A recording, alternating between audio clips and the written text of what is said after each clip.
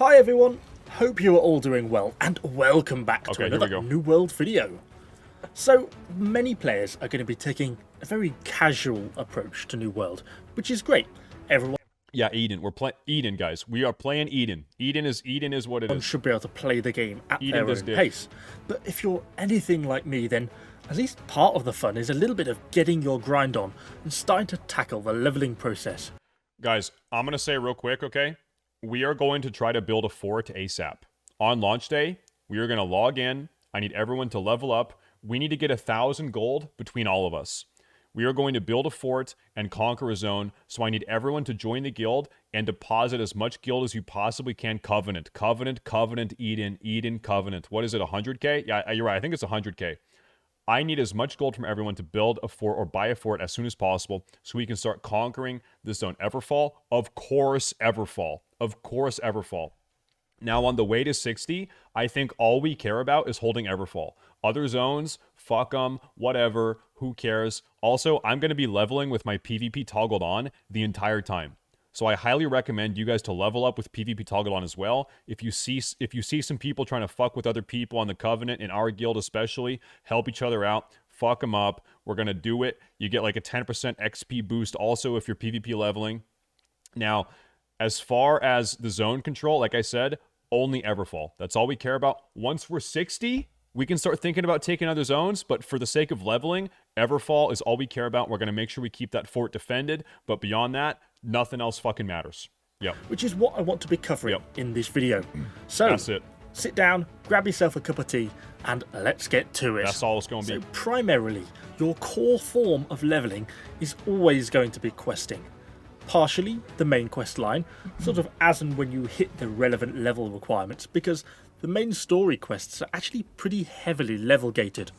But mostly, it's going to be coming from things like side quests. Everything else, town projects, corrupted portals, expeditions, elite zones, they are all there to really support your leveling. They can all work great, and don't get me wrong, you can technically fully level up using them, but in most cases, the intention is that they're really there to support your quest-based leveling. So that really opens up the question of how can we speed up the process of working through these quests? Firstly, it sounds stupid, I know, and I'm not trying to teach you to suck eggs, but it's remarkable how many people don't take every quest they come across. New World has an incredibly simple and very nicely organised journal and map system. I actually really like New World quests because they remind me of classic WoW quests. Like, they're very simple. It's like, go kill 4 of these and pick up, 6 of these. I've heard a lot of people complain about New World quests, like they're too simple, they're too repetitive. But if you're a classic gamer, it's actually pretty much exactly the same. I like it a lot. Which makes it very easy to organise and navigate between the quests. So don't worry about yeah, like for real, like I don't want to have to do a bunch of reading or NPC dialogue or like talking bullshit or like I just want to run around and kill shit. That's it. That's all it is. Up to Happy smokes. Good morning. Cut between different Good morning, regions, bro. So you're never really going to know when you might be passing Thank you, unless you dude. actually collect them all as you meet them. Another great way of saving time is spawn dying. I've talked about this in a few videos before, but there used to be a respawn button, and this effectively acted as basically like a suicide button. Because when you die in New World, they got rid of that. You'll get the option to respawn at the nearest town. And this is quite often where the quest handing actually is, and could end up being kilometers away from where you actually died. True. And actually where you were completing the quest items. So you used to be able to respawn at your campfire, but then they nerfed that. So now I guess you can just respawn at the nearest town, which is probably going to save a lot of time.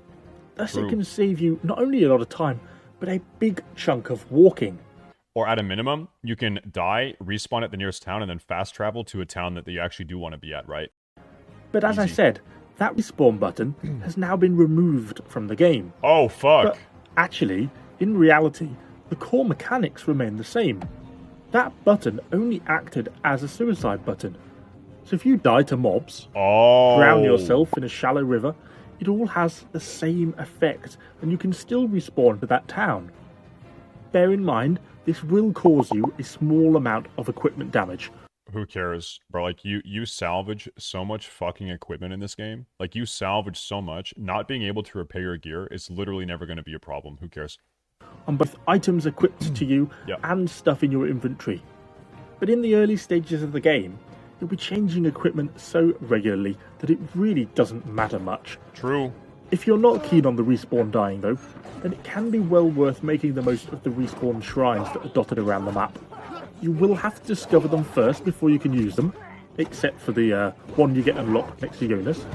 And you do need to keep an eye on how much Azoth you are spending, because you do have a finite amount.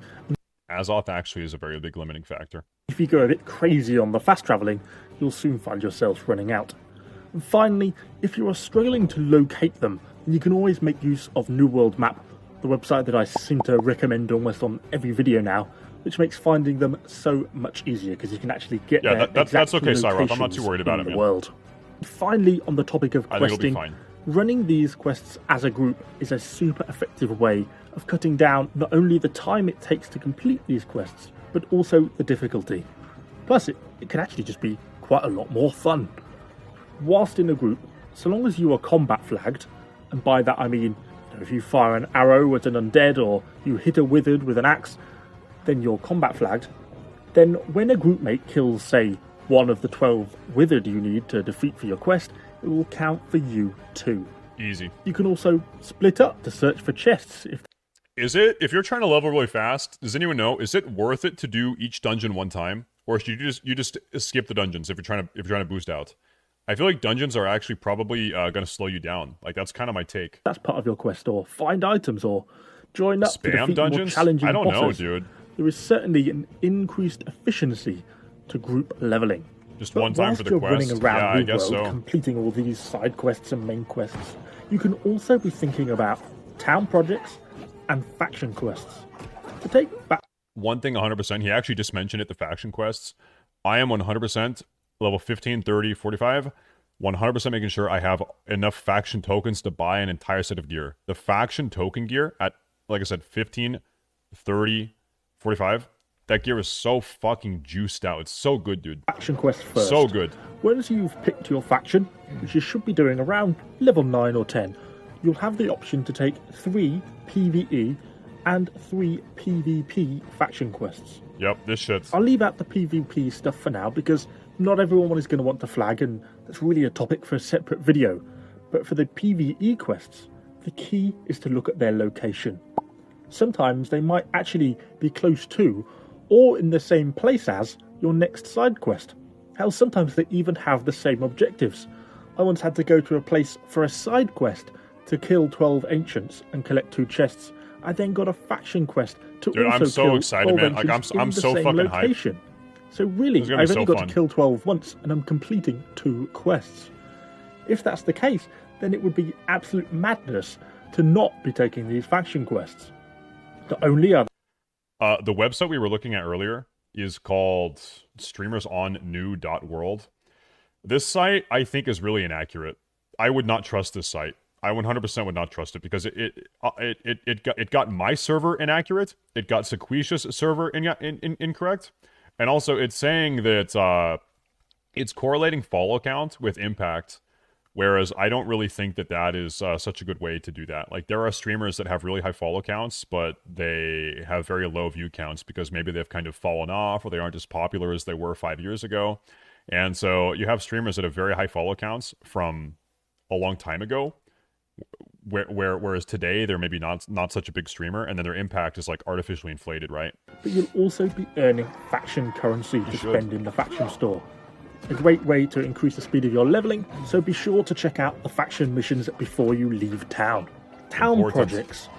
These have had a real roller coaster of a journey over the past few months, which has essentially resulted in them seeing some pretty heavy nerfs, as some players were really finding ways to abuse them and basically level up too quickly. However, they True. are still a great tool to help with your leveling, but there are a few supplemental. crap projects that you're probably going to want to avoid. As a very quick rundown, I'd happily take tasks such as hunting wolves, hunting turkeys, but I'd be avoiding things like sheep, elk and bison. Not because they can't be found, but it just isn't worth your time going out of your way to find. Also, the fucking cooking quest, bro. Cooking in this game, this is like one big gripe I have. Cooking in New World is so annoyingly overly complex. It is so prohibitive. Like it's not intuitive at all how you level cooking or craft cooking shit. It's Find them, very and you're annoying. not really going to come across It's them very very annoying. often in just the open world. If you're anything like me, though, I always mine iron ore nodes when I Always. Literally always mine iron. How come you chose Covenant? Just because the color yellow is cool, I guess. There's no real profound reason behind pass it. them. So I always accept Yellow's cool. weaponsmithing, armor smithing quests. As iron ore is always going to be the primary ingredient. You use a little bit of rawhide and stuff like that. And these give you actually really pretty decent chunk of XP, as well as actually a really good amount of crafting XP. When we go on to things like the basic cooking town, I mean, yeah, if you're Covenant, you can RP as like, you know, purging the heretics and cleansing the land of all of like the infidels or whatever the fuck, right? It's gonna be nice. We will purge and cleanse the land of what's it called? Aeternum, whatever the New World land is called. We will purge it. projects, It also seems to be the least played. I think yellow's the most underplayed. Also, things like travel rations, light rations, energizing light rations, all really easy stuff to get done. You know, there's honey and cows for milk yeah. in pretty much every town. When I'm playing Valhalla, dude, I haven't talked to anyone, dude. I don't know what any other streamers are doing. I don't know what's going on. I just picked one today. I think Eden's going to be good. I'm sort of actually trying to avoid. I don't want to be on a big Omega streamer server where it's kind of like a fuck fest like Fairlino was. I kind of want to have somewhat of a normal server to play on. I don't know why I needed to explain that. I'm sure you could have worked to get milk from a cow. Yeah. But so it's really easy to get the ingredients for these sort of tasks. Really easy to do. I tend to avoid the larger cooking hamper tasks though, because they often require specific herbs, garlic, etc., which is a little bit harder to find. Anything fishing related should really be avoided. It's super expensive on the market and really not worth the time in the early game, unless, you know, you're specifically wanting to play as a fisherman. I mean, this is what I've noticed playing with other streamers in other games. Every streamer has a certain gravitational pull on weird orbiter Andes. These are the guys that just orbit you nonstop on stream and will not fuck off. These are the people that are on voice chat or in-game chat spamming the N-word. They're just complete annoying fucking degens. And I feel like the fewer streamers that I am surrounded with, the happier I will be. And it's nothing to do with the streamers, it's more to do with the streamer orbiters. 50% of player base will fall off after a month. I mean, yeah, like that's kind of what I expect to do. That's kind of what I think. Like I'm only really expecting to get maybe 2 or 3 weeks of fun out of New World. And then it's probably going to die off a little bit. And then, you know, we'll like check back in with it periodically. But I don't really expect to like get married to this game. I just want to have fun and like absolutely juice out for 2 or 3 weeks. If I get more than that out of it, then I'm going to be really, really impressed. But I kind of think that at 60, you're going to probably not have a lot to do. I hope I'm wrong, but that's kind of my expectation. If you're just looking to progress, fishing is see. not worthwhile early on. I also avoid most of the travel quests, unless, again, cutting like back to the faction quests, unless it's in a location I'm already travelling to. Now, I know that's a lot of information to just sort of dump on you, but to try and consolidate that as to sort of a general rule, I would say if it's something that you can complete without having to go out of your way or deviating from your normal questing, then do it. Anything that requires you to go out of your way to different locations for a quest, for resources, items or animals, it is not worth it. You'll be better off just doing main and side quests. This then leads us on to expeditions. The first expedition that you... Dude, I also feel like New World is going to be the most disgustingly overly shilled, overly promoted game of all time. Like, and it's because Amazon is making it, right? Amazon Game Studios. And, you know, Amazon owns Twitch. There's going to be so many sponsored streams. There's going to be fucking ads for it literally everywhere. There's going to be drops. There's going to be promotions. There's going to be banners. Like, this game is going to be so fucking in your face that I feel, at least for a little while, like this game is going to pop so fucking hard. You know, it's going to fall. Every game falls off after a certain amount of time, but this game is going to be fucking huge, at least for the first couple weeks. Insane.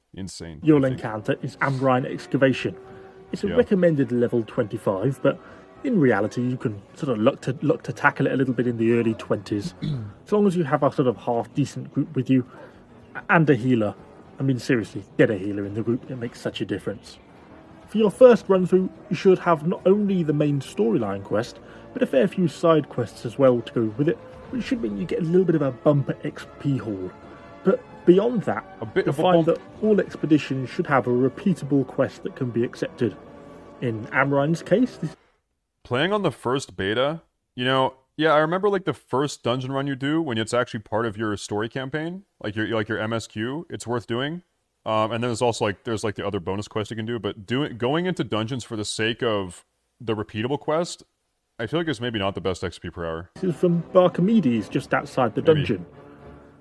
You can technically, though, do that quest sort of 1 2/3 times per run, as there are actually 5 aberrations in the dungeon to collect bones from, and you actually only need 3 bones for the quest. So you could technically leave the expedition, hand in the quest to Barkimedes, immediately re-accept the quest, and then rejoin the expedition where you were, so long as one of your group remains in the expedition. Dungeons don't drop gear. I mean, dungeons drop gear. I think you get more gear the less you die. So the fewer deaths you have in the dungeon, the better gear you get at the end. But I mean, let's be real. Like focusing on level 33 gear, spending a lot of time to try to get some good gear when you're level 33. I mean, you're just going to replace it inevitably anyway. Like it might last you a couple days, but I'm just going to focus on hitting 60 as fast as possible, and then think about gear. You know, but while these expeditions remain an important part of the main and side quests, they actually don't really stack up as a particularly effective way of leveling long term, at least in their current setup and XP reward, as there are more efficient ways of leveling. So what about corrupted portals? These will be kind of located around Aeternum and consist of one... Well, that's like, MVQ, that's 100% true to a certain extent. I feel like he makes a point like, you're not supposed to rush 60, you should focus on professions also while leveling. You 100% should focus on professions. I think, in fact, I think like part of speed leveling is also juicing professions too. So making sure you're always doing your like the good town board or city hall quests while you're leveling is important to make sure professions are setting up to speed. But yeah, as you're running around, gather everything, do town board quests, make sure everything is kind of appropriately rising as your player level's rising too. Yeah, it's really important. Central large portal or monolith, surrounded by 4 or 5 smaller portals. You won't 100%. be encountering these really in the first few days in game, as they actually take a little bit of time to spawn. But once they start, they will start randomly springing up and start spawning corrupted. I always think of them as kind of Oblivion gates, if you want a Elder Scrolls analogy. These portals then can be closed with an Azov staff. I actually don't know. Maybe he's going to say it in the next 30 seconds. I don't know if it's worth doing these while leveling. I really don't know. Like, I did a couple of them on the beta the first time, and I feel like I never really was rewarded very well for it. I feel like it was kind of a waste of time.